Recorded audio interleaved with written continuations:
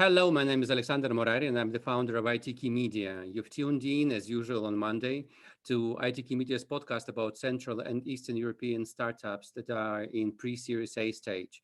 And our guest today is Henri Klemmer, the co-founder of Hepta Airborne, a company that developed a drone-based solution for automating defect analysis for power lines. That's a powerful, let's say, powerful introduction line, Henri. Hi. Thank you. Hi. Henry, let's start with something off topic a little bit. There are some opinions that the drone hype is already over. Do you agree with that? No. What I do believe is that if we're looking at how drones penetrated the market, then we have had drones for civil public use, which you can go to the store and just buy one. We have had this situation for around perhaps 5 years only. It hasn't been here for long. And all this hype, of course, in the beginning, it exponentially, blew through the ceilings. But what it also, or how it impacted the market was that this was the first generation of the drones entering the market. Now, and this is the reason why most people think that, okay, this hype is now over. But what actually is happening is that now the second and third generation drones start appearing, and we start seeing more advanced drones entering to big industrial scale verticals. Analyzing thousands of kilometers of infrastructure and so forth, doing and staying, even tens of hours in there and so forth. So actually, what I do believe is that this is still the very early adoption curve and very early beginning of the drone era. Yeah. So I thought it could be compared to a newborn who is moving with hands and legs all around, and then starts to go to kindergarten, like first dribbling, hooks and curves and so on. And then, would you say drone industry right now is at school or at university already? I'd actually say that the drone space as a whole has just completed the kindergarten. Wow.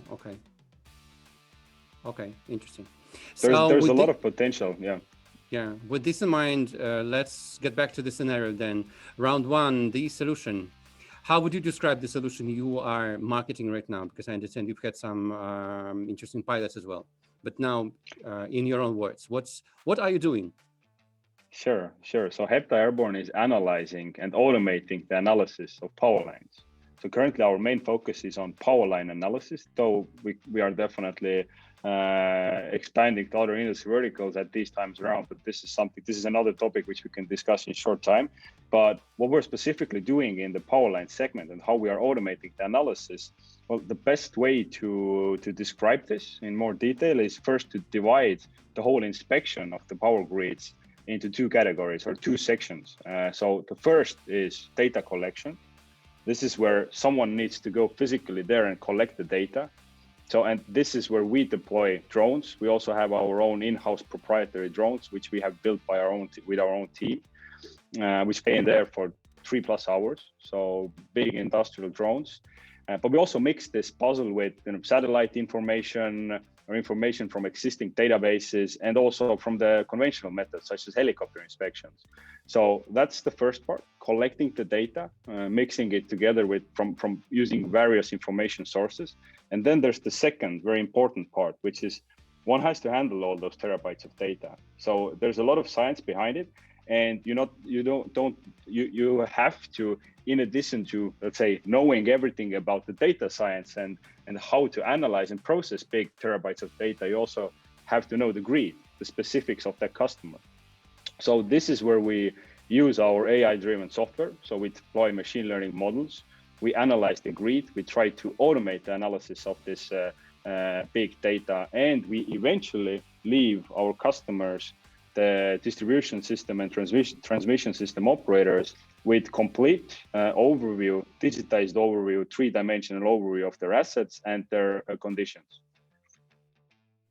Henri, what is the actual purpose for the owners or operators of power lines to have their lines drawn, filmed, or recorded, and then AI what analyzed and so on. Like, where's the pain point? What's going on with power lines? Why do you do that? Yeah.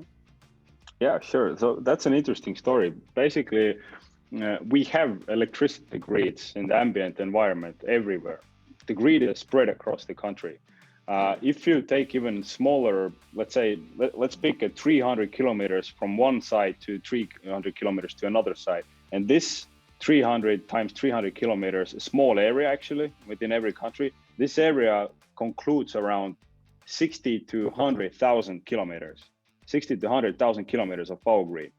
So, and now it's just increase it or scale it up to a big proportions, and you get that in Europe there's 11 million kilometers of power lines. That's 13 times to the moon and back.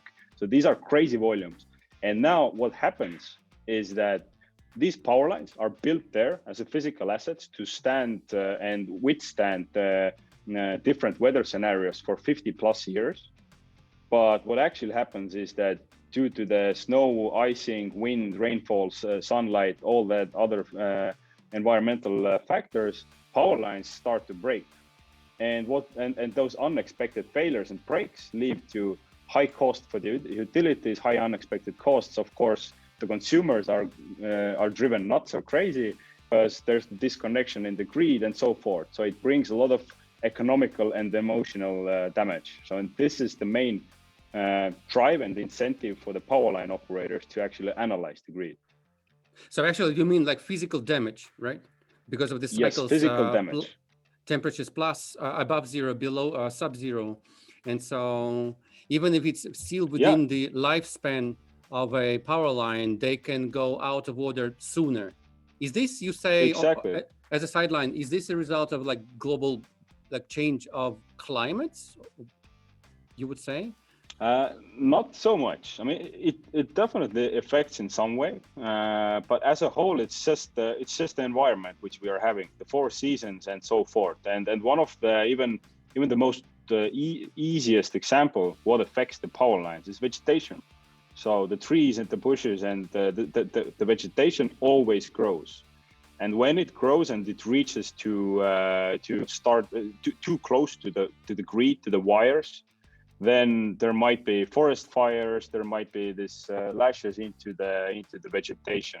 So there are effects which, whether it is a climate change or not, or effects by the climate, definitely there will always be something from this ambient environment which affects the grid and creates damages. Okay. You mean trees, basically, right? Mostly trees. Yeah, exactly. Growing trees or even fallen trees. Fallen especially, yeah, but those trees that dare to grow close enough to power lines. Okay, look, exactly. let's make a dive into the solution itself and how you guys work on field. Okay, in field. I will try to share now the screen and see whether we can see a movie, and please comment at your will. So, Henri, let's have a look at this short movie that I found on your YouTube channel: Powerline Inspection, Lidar Demo, Defect Detection, and UBird. So, what's the business context here? Why do you use Lidar, and what's UBird? Sure.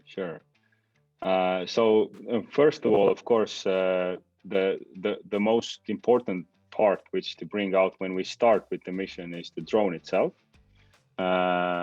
In addition to existing off-the-shelf drones, we use our proprietary drone, which is a bit bigger one than the ones which you can buy off the shelf, a bit more industrialized and industrial.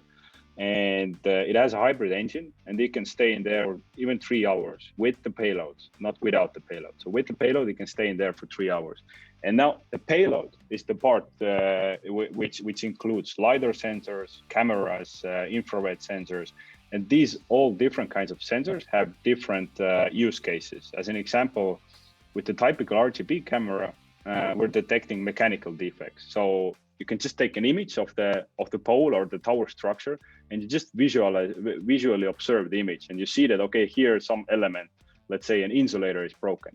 With an infrared image, we collect this infrared or thermal images, and there you can detect the overheated elements, something which is again undetectable for the human eye if an on-ground team would inspect the grid. Okay. Oh, interesting. And as for the Lidar sensor, which you asked, then Lidar is a really interesting tool.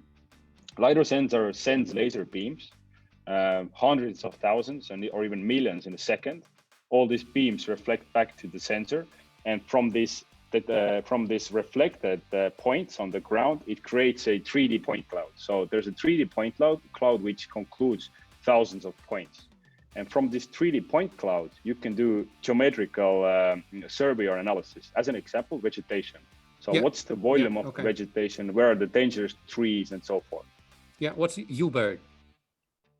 Yeah, and UBird is our software. So as I said, I have this far put a lot of emphasis on the data collection, which is one of the bottlenecks. But reaching to when all this data is collected, hard work is delivered, then someone needs to analyze it. And UBird allows us to analyze the data. So all this sensory data is uploaded to the UBird cloud. And in the cloud, we start analyzing it with the help of machine learning.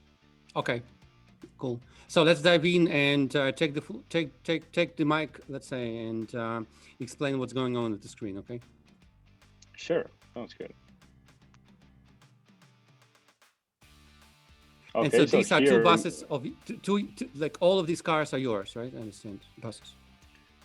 Yeah, we have a quite big fleet of cars, and including drones. And usually, what we try to do is we have one car set up per one drone as a control station. So all the necessary equipment, telemetry, and so forth are stationed in the car, and then you can have a connection with the drone. And we're trying to have it as simple as possible, as low cost efficient as possible. And then if you stick with the car, then the drone does its own work, and nearby the car you have all those fancy screens and so forth, and you can see and monitor what the drone is doing, and is the drone performing its work. Mm-hmm. Here you can see live footage from the drone. So the drone is clearly following a high voltage grid. This is something where usually the drone has to be quite clear nearby the operator. Here you can see a Lidar point cloud. So this is the point cloud which I described, what the Lidar sensor and the laser beams create. And this is crucial for, first of all, for the vegetation analysis, but secondly, also for the wire sag measurements. So we eventually analyze how high are the electrical wires, whether the vertical clearances and electric safety has been breached or not. Okay. And here the data is already uploaded to the cloud. All the images appear on the map view. And this is where the analysis process starts. So here we have two screens. As you already see here, the machine learning models have independently detected one failure, which there was a missing insulator in an insulator string. And here you already see a report view. So here you can see the results of the work and send out different kind of work tasks to the ground team and the maintenance teams. So this is already like a work task. If a ground team would like to go and repair a fault, then according to this report, if a ground team would like to go repair some kind of faults, then these reports help them to locate the faults and see what they're dealing with, what kind of equipment to bring with them, and so forth. Yeah. Okay, Henri, how many clients you have? What's the pricing model, and why so expensive?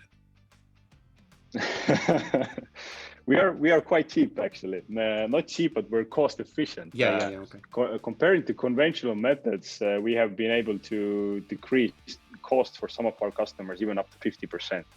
But that being said, for some of the customers, we have been able to also perform in a similar costs as they're doing today, but we have been able to increase the speed of the analysis by 2 times, the accuracy 2 to 4 times, and so forth. So to bring more value instead of just dropping the costs.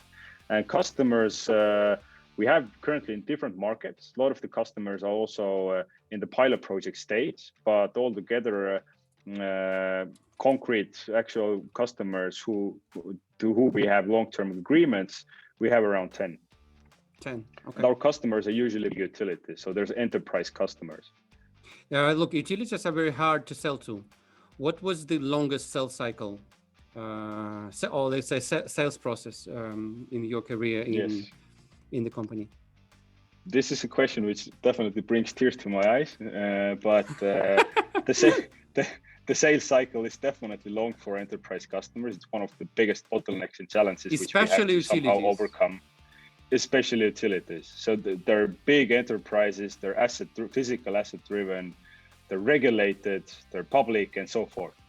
So longest sales cycle, probably around 20 months. Oh wow, okay. And what's the outcome? You have what, 1 year pilot, or like they are paying customers? Yeah, I'd actually say that the outcome was well worth it. It's a 10-year SaaS agreement. So for the 10 years, we will analyze their grid, and probably we will reach to analyze their entire grid. And this utility has more power lines than in comparison to what the whole Finland has. Oh wow, okay. Say it again. 10 year SaaS contract. 10 years, yes. Hard So to usually, hard to yeah. grasp this. And you are still in Well, seed round, right? Wow, we are in seed interesting. round. The thing behind it is that it's not only about the sales cycle, the long sales cycle until the time when you actually close the deal, but the utilities are definitely they're not jumping into new technologies the next day.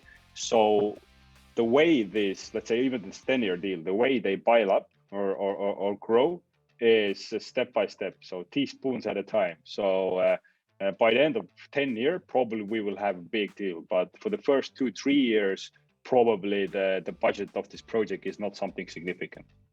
Yeah, okay. Can you share, I don't know, MRR or IRR planned for this year? Even the range would be great, like one to five to 10 million euros, or No, up no, to no, no. 100. It's we are still, yeah, we are early stage still. So we just secured our proper seed round, and the revenues are exceeding 1 mil this year. And the ARR from this, we still have a proportion of service revenues. So the ARR is probably will reach probably somewhere around 500,000 or a bit lower. I'm sorry, I think we missed that. So the ARR will be 500,000 or lower. Yeah, okay. Up to Okay. 500,000. That's our goal. Henri, great. Yes, thanks. And drone industry is pretty competitive and pretty crowded right now. I'm moving now to around 2 competitors. Who would you say are your strongest competitors, and how do you stand out from this crowd? Yeah, our strongest competitors, well, eventually when we started with Hepta Airborne, then our competition was more the conventional inspection companies, the traditional ones. But now we have reached to a stage where our product and technology is mature enough that we provide this technology for these conventional companies. And this leads to having competition from drone companies and for software companies. So as an example, what I could bring out quite amazing company is eSmart. They are ahead of us. They secured a 30 mil round somewhere, I believe, last year. Where they are putting their most emphasis is on the AI analysis, so the machine learning, the applied AI, and only on the images and analyzing the images. And this also brings us down to where the competitive edge or where is the competitive edge. And then for these kind of customers who are software based or software oriented, our main competitive edge in front of the customers is that we understand the whole value chain of the whole end-to-end inspection cycle, and we can deliver the full end-to-end inspection cycle. And this means not service, but this means that we can provide them all the tools and technologies necessary to acquire the data, which is still one of the biggest bottlenecks, and then leading to also analyzing this. And this is a really good or motivational philosophical point of view also, where we see how the competitive edge in front of the competition, how it evolves in time. Because most of the competition right now who's focusing purely on software and analysis, they have also the same bottleneck of having access to the data. Now, we have put emphasis in the early years only on being the most efficient company in acquiring data. That's with the drones, with satellites, and so forth. And now, the one who has the most, or the let's say the most amount of data and the most efficient access to the data, then the one will eventually also automate the most from the software side, because the whole AI or the machine learning part is really data extensive. It's data driven. Yeah. So it's still the data harvesting kind of period, right? And that's where the opportunity for you as well, because you are from A to Z, basically. Exactly. Could you please spell again the name of the company that you mentioned, this biggest competitor? eSmart Systems from Norway. Yeah, which is eSmart Systems. Yes. Okay. Okay, great. They're a great Henri, let's move on. Sure. Yeah. They are ahead, but again, you said that they are more on the software kind of side and AI analysis and so on, and not very much investing into hardware, right? I guess. And you're doing both. Yes, I'd not even say we are investing still on the hardware, but we have not only experience, but we also train our customers on how to collect the data. And what I would like to emphasize here is that even if you teach or you train machine learning models, then it's vital to understand how efficiently the data comes to the machine learning models or into the machine learning models. If you and this is the whole point here, and that's why we believe that eventually we will also automate or have the highest automated processes of our products in our products. Henri, let's move on. Round 3, and we change it a little bit. In the whole history of the company, what major things would you have done differently, knowing what you know now? That's really a good question. Of course, we're analyzing every step which we take. There's a lot of smaller failures. Probably one of the like the biggest, I'd not say failures, but the lessons learned. What I would do differently is, and it's something which is usual for a lot of startups, definitely for tech startups, is I would put more emphasis and focus on the business development side and at creating a business development team as early as possible, as soon as possible. And what we did differently was, of course, we were focusing on the product. So it's just the basic, like a lean startup book, just get outside, talk to the customers, and try to focus on the customers, and of course, build a strong team who can sell and lead the business development side, and then start working also on the product. Okay, and how would you have done that? Meaning your MVP is half baked and you're already in the market selling? You would go like that? Yeah. Yeah, exactly. That's the magic behind it. That what we did. What was our or why Hepta had the service model? Because we were actually gaining this knowledge from the market. This was our like a build, measure, learn phase where we provided service, which means that the men were doing manual analysis and manual inspection, and then trying to deploy different technologies in the day-to-day operations as much as possible. The reason for this was because technology wasn't mature yet, wasn't mature enough yet. So, and that's one of the ways how to hide the poor or the lacks in the technologies just behind the service model. And of course, I'd not recommend startups to stick with the service model for long. But what we should have done was that, yes, we had, let's say, first 6 months doing service model for customers learning, but we were only emphasizing all our funds and business creation in creating a product. So instead of this, we should have emphasized more on. I'm not saying like 90% business development team, but I'm saying that we should have had at least 30-40% of business development team proportionally to engineers. But we had 95% engineers and 5% business development. Interesting.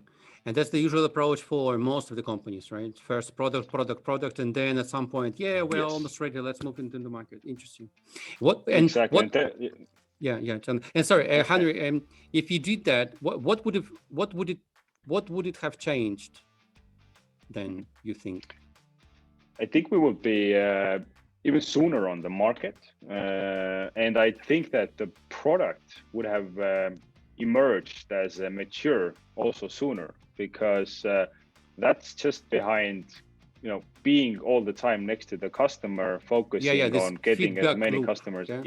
Feedback loop, exactly. So that's definitely one of the things which we're lacking at. Sounds so easy, right? Now. It sounds easy, but in reality, these are difficult challenges, and definitely we also had our reasons why we were investing heavily into the product. Yeah. Okay. Yeah. Great. Pearl of wisdom, let's say. Henri, let's move on to round 4. The company. So the company was founded 2017. I understand you are now a team of 35 plus. Huge experience in the energy and AI and transmission system operators and distribution, Ramboil, Fortumo, all those great companies. Your founding team right now is 3 people? Henri Klemmer, yourself, CEO, Siim Maripuu, CTO, Siim Herring, CRDO, right? Research and development, I understand. And besides the 3 guys in the founding team, what's the current division of the team? So you mentioned you lacked BizDev people early in the company's life. What about the current situation?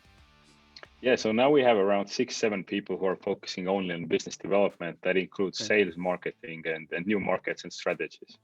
And the whole organizational structure or chart is divided between development teams, software and hardware, then execution, which equals to project management. So we still have the service projects and like account management in terms of who handles the customer interactions. And then we have the business development, which is sales and marketing. So on the product side, you are more or less, let's say, advanced and there's proof of concept and so on. What about the sales and marketing? How do you sell? I want to say, sorry, in the simple words. Sure. So the major sales driver is still the usual, like an enterprise direct sales. So we try to, from the inbound marketing, we try to get as much as possible, as much qualified leads, and the enterprise team, or the enterprise sales team, so it reaches out to all those customers who were, let's say, collected by the inbound marketing. And then it's just direct sales. Then it's just online calls, meetings, pitching to customers, and a lot of like an educating of the customers. So that's the main driver. But in addition to it, we also just launched our uBird softwares, like a self-service environment, which is publicly available to use for different drone pilots, individual drone pilots and drone teams across the globe. And this doesn't have to be Powerline specific. So everyone who are collecting data from there. And for this software, it's purely marketing. So we try to get leads and users directly from the inbound to use the software. So you have product, you're kind of uniquely transformed and so on. I mean the hardware. You have the software layer. Yes. You can sell, and you can also, I understand rent out, right? And pay as you use, you say. And then also you have a platform for uBird, which is already a standalone product, a standalone marketable product, no boundaries, right? Exactly. Interesting. And from this rental side, this goes down with the hardware. It goes down with the hardware. So if we don't want to have the data collection side as a bottleneck and the hardware as a bottleneck for the customers. So we actually charge for the analysis. But if they don't know how to collect data, we just send our drones. We put together the necessary sensor package and put everything together and just send it out. And then this can be considered as a rental, but it's actually just within the analysis price. So we send the drones, we train them how to use them, and then eventually they upload the data to our cloud, and eventually they will still use our cloud and analysis service. Yeah, amazing. Henri, are you hiring right now?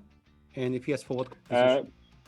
slowly. We have what we managed to do last year is we put a lot of emphasis as the COVID kicked in and a lot of pilot projects were at the initially they were postponed, not the client but postponed. Then we put a lot of emphasis on creating a strong team. So we have now all the necessary team in place, and we're only making like few, let's say 3-4 maximum hires this year. We're looking for a head of marketing and a few engineers, and that's probably it. All based in Tallinn, right? Estonia. We have two offices, in Tallinn and Tartu. We are based in Okay. Estonia, so two biggest cities of Estonia. But we, of course, we also have people outside of Estonia. So we have people in the DACH region. We have people in Finland and in Nordics and so forth. People, you mean employees, right? Yes. Okay, great, good. So you mentioned DACH Gebiet, right? Which is like German-speaking countries, I understand. Exactly. Yeah, okay, great. Henri, great. And the final round for today, round 5, we call this Formula F3, funding for the future. So let me just warm you up. By now, the total funding is 2.7 million euros. You managed to close a seed round in December 2020 for 2 million euros with important players in the target market in energy, but also on the VC side, Speed Up, Venture Capital Group. Anybody else, by the way, or just two VCs there? No, there was existing investors. So existing investors were happy enough to commit again. And then there was the two new ones, the Energy and Speed Up. Yeah, okay. So all in all, just below 3 million euros. And what's your plan for this seed round? I mean, how long you think this will keep you going? And do you have any plans about the next round? Sure. So by the end of next year, we aim to close our strong A round, which will exceed 5 mil. The sum is currently still dependent on the numbers which we can bring. We have some estimates, but it will be over 5 mil. So by the end of next year. But what we're also planning or considering right now is we might do even early this year, even in the following few months, we might start to kick off a small intermediate round. So one small 1 mil round, one quick round, hopefully, which could help us deliver some of the goals to some of the customers in the pipeline right now. And this would even help us hitting stronger numbers and metrics before securing the round A. So this is something where even investors who might be interested in the A round, this would be a good opportunity to buy our first early ticket in, probably quite cheap or cost efficient ticket. Get a grasp of the technology and the company and the team, and then commit with the bigger ticket next year. Yeah, to get the drone test flight with you, right? Yes. In a way. And you know what? We usually end up with a difficult question for some and very easy for others. Let's see whether this will be easy or difficult for you. Do you have an exit plan for the company? I mean, for yourself, of course.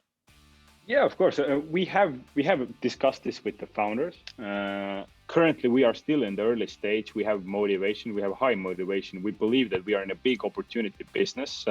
We want to digitize. We have a 25-year-old vision. 25-year, which is significant for a startup. And this vision is to create a digital twin of the world. So in addition to analyzing the existing condition of the assets around you, we also start including the preventative maintenance and predictive analytics. So creating digital twins and expanding to other industry verticals. So all the physical assets around you, we will analyze these physical assets, and we will tell you how they evolve, how their condition evolves in time. So that's Hepta in 25 years.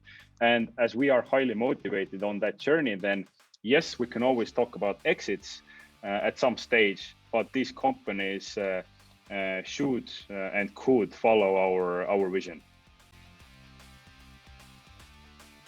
Great ending. Henry, thanks a lot. That was a great chat. Congratulations with what you've done by now and successes ahead of you, for sure. Thank you. I appreciate the opportunity. It was a pleasure to have this call. Yeah, so Hepta Airborne, everyone. They are kind of drone-based company, but from what I heard today from their co-founder, Henri Klemmer, they should be treated by future investors as a data-driven company. That's where the biggest potential is, somewhere down the road.